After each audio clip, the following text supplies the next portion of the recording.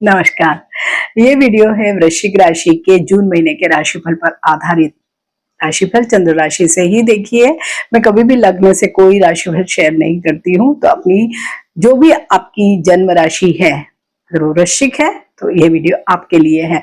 तो वीडियो की शुरुआत में देखेंगे कि ग्रह गोचरी अवस्था क्या है, क्योंकि पूरे महीने का जो भी प्रेडिक्शंस बनेंगे इन ग्रहों के गोचर पर ही होगा।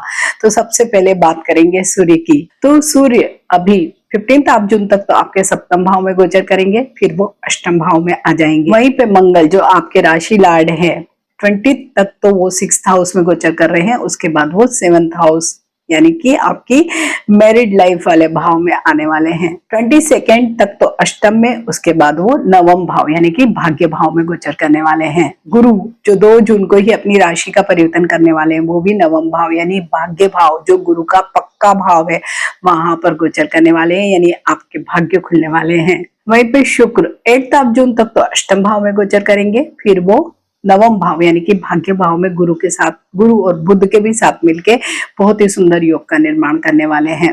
शनि पंचम भाव में गोचर कर रहे हैं, राहु चतुर्थ भाव में गोचर कर रहे हैं और केतु दशम भाव में गोचर कर रहे हैं। तो अगर सबसे पहले देखें तो सूर्य की स्थिति की वजह से अभी थोड़ी सी मैरिड लाइफ में 15 जून तक प्रॉब्लम दिखाई दे रही है। आप थोड़ा प्रेशर बना रहे होंगे, एडमिन कर रहे होंगे, या थोड़ा सा एग्रेशन भी आपकी ज्यादा होगी और आप चाहते होंगे कि अभी आपका स्पाउस आपकी मर्जी के अनुरूप ही चले। तो लेकिन ये 15 जून तक ये स्थिति, उसके बाद जब सूर्य अष्टम में चले जाएंगे तो थोड़ी सी इम्यूनिटी लो हो जाएगी, थोड़ा आपका गुस्सा फिर भी उस समय में भी रहेगा, लेकिन उसको आप कंट्रोल तरीके से यूज करेंगे तो ज्यादा बेटर होगा, क्योंकि ये थोड़ा सा कानूनी जो मामले होते हैं उनके लिए भी जगह होती है, तो वहां पे आप कोई प्रॉब्लम में फंस सकते हैं। आंखों से संबंधित परेशानियां भी आपको आ सकती है, तो थोड़ा सा टेक केयर करना ही पड़ेगा। वहीं पे मंगल जो आपके राशि लाड़ भी है, तो 20 तक तो वो 6th हाउस में गोचर कर रहे हैं, तो आप थोड़े दबदबे वाले, रोब दाब वाले, मीन्स कोई आपके आगे टिक नहीं पा रहा होगा, बिल्कुल वैसी स्थिति होगी। और अभी सपोज जिन लोगों को भी कोई हेल्थ इश्यूज है, तो कोई सर्जरी वगैरह ऐसा अगर कुछ भी हो रहा है तो 20 तक होने के बहुत ज्यादा चांसेस रहेंगे। आफ्टर दैट फिर दूसरी जगह में जाएंगे जब मंगल, तब ही योग बनेंगे।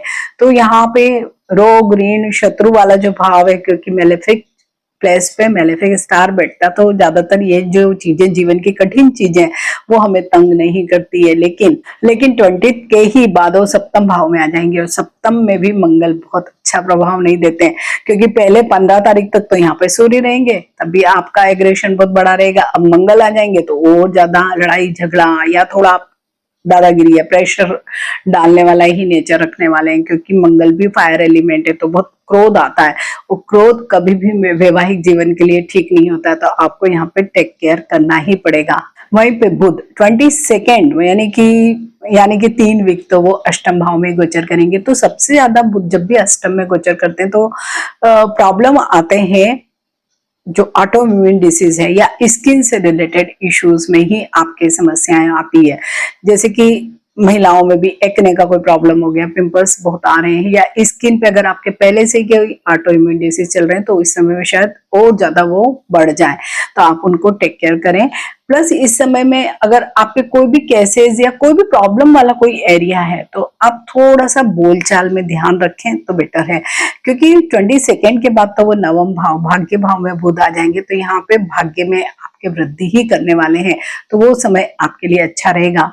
वहीं पे बृहस्पति देव 2 जून से ही आपके भाग्य भाव में गोचर करेंगे। ये स्थिति सबसे बढ़िया आप लोगों के लिए रहने वाली, क्योंकि यहाँ बुध भी होंगे 22 से, इधर बृहस्पति देव होंगे और अंत में वहां पर शुक्र भी आ जाने वाले हैं। तो नवम भाव तो यूं भी कहा जाता है कि बृहस्पति देव का पक्का भाव होता है, तो यहाँ पे वो बहुत अच्छे रिजल्ट देते हैं। पिता का सहयोग मिलेगा, उनके जीवन में भी बहुत अच्छी चीजें होने वाली है।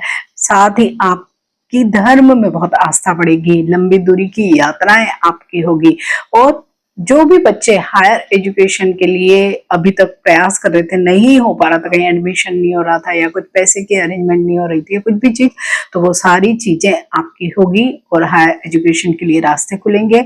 विशेषकर यहाँ से हम लंबी दूरी की यात्राओं को देखते हैं, तो अगर आप बाहर जाकर पढ़ना चाहते हैं तो बहुत ही अच्छी स्थितियां आप लोगों के लिए होगी। तो कुल मिलाकर नवम भाव आपका एक्टिव हो रहा, भाग्य का भाव, तो अब भाग्य बहुत साथ देगा। वहीं पे शनिदेव पंचम भाव में गोचर कर रहे हैं। हालांकि पंचम भाव में शनिदेव इतना बढ़िया रिजल्ट नहीं देते। लेकिन अभी क्या हो गया है कि 17 मई से ही वो रेवती नक्षत्र में आए। रेवती नक्षत्र भी पुराना सर्कल खत्म करके नई चीजें करता है। साथ ही पोषण का नक्षत्र है, जो भी आपके घूमने फिरने ट्रेवल का भी है, मार्गदर्शन यानी गाइड करने वाला नक्षत्र है। तो इस समय में क्या होगा, बच्चों के भी जीवन में अच्छी चीजें होंगी जो आपके लिए खुशी का कारण बनेगी। लव रिलेशनशिप में भी अब अच्छी चीजें हो सकती है, क्योंकि अभी शनिदेव अपने प्रभाव न देके बुध जो रेवती नक्षत्र के लॉर्ड हैं उनके प्रभाव ज्यादा देने वाले हैं। तो अब यहाँ पर वहां पे चीजें ठीक हो सकती है। स्टूडेंट्स के लिए भी अब बेटर टाइम होगा। तो कुल मिलाकर शनिदेव भी आपको अच्छे रिजल्ट देने वाले हैं। वहीं पे राहु 4th हाउस में गोचर कर रहे हैं। तो अभी अन्य ग्रहों की ही वजह से अभी राहु को भी कुछ न कुछ पावर या एनर्जी मिल सकती है। तो आप हो सकता है कि बड़ा घर लें, नई गाड़ी लें, नया मोबाइल ले लें, नए अप्लायंसेस घर के लिए ले लें।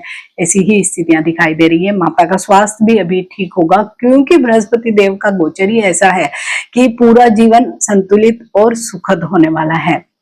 दशम भाव में अभी एट प्रेजेंट केतु का गोचर चल रहा है और वो भी मघा नक्षत्र में है अभी।